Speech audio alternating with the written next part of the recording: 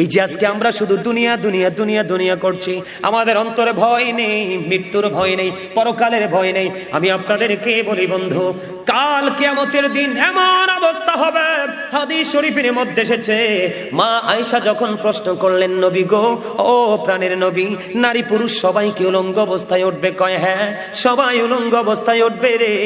নবীজিকে প্রশ্ন করলেন, মা আয়েশা, নবী গো, নারী পুরুষ যে উলঙ্গ অবস্থায় উঠবে, তারা একজন কি আরেকজনের দিকে তাকাবে না?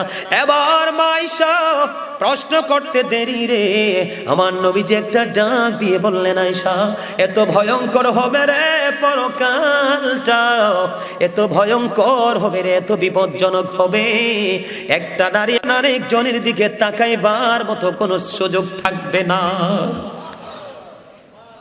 আপনারা তো জানেন না, আপনারা মনে করেন কবরটা বাড়ির আঙ্গিনায় মাত্র 3.5 হাত মাটির ঘর। আল্লাহর হাবিব বলেছেন, আল কবরু রাওজাতুম মির রিয়াদিল জান্নাতি আও হুফরাতুম মিন হুফারিন নার। কবরটা জান্নাতের একটা বাগান হবে, জাহান্নামের একটা গর্ত হবে।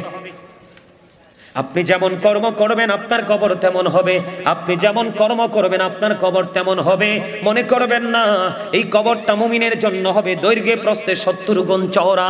আর যারা আল্লাহ রাসূলের বিধান মানেনি, তাদের কবরে যাওয়ার পরে গায়েব থেকে আওয়াজ আসবে, হাদিস শরীফের মধ্যে এসেছে, মাটি এমন ভাবে চাপ দিবে রে, ও বন্ধু, একটা হাড়ের মধ্যে আর একটা হাড় ঢুকে যাবে।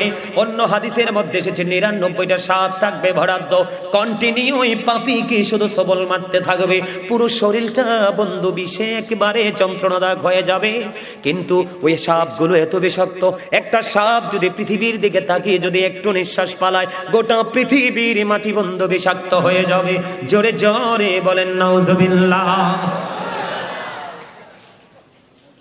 এই পৃথিবীর বুকে আপনি অপকর্ম করে টাকা দিয়ে, পয়সা দিয়ে, টেলিফোন দিয়ে ঢাকতে পারেন, কথা কয় না?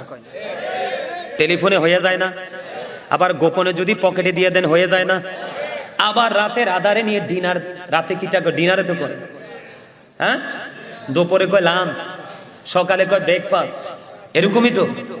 রাতের অন্ধকারে কেউ দেখবেন আপনি ডিনার পার্টি দিয়ে দিলেন, কিন্তু আল্লাহ কয়, বান্দা, বান্দারে, তোমরা চালাকি করো কার সাথে রে? আমি বানাইছি তোমাদেরকে কত সুন্দর করে রে, তোমরা কেমন করে এত বিশ্রী হয়ে গেলা, তোমরা কেমন করে এত কুৎসিত হয়ে গেলা। দলিল নিবিন্নি আমার কাছ থেকে, কোরআন শরীফ আমার সামনে, সূরা ইনফিতর সূরার নাম 30 পারা।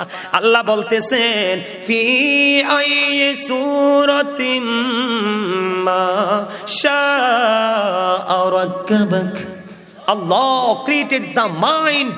আল্লাহ বলতেছে, আল্লাহর মন মতো করে আমাদেরকে গঠন করেছেন।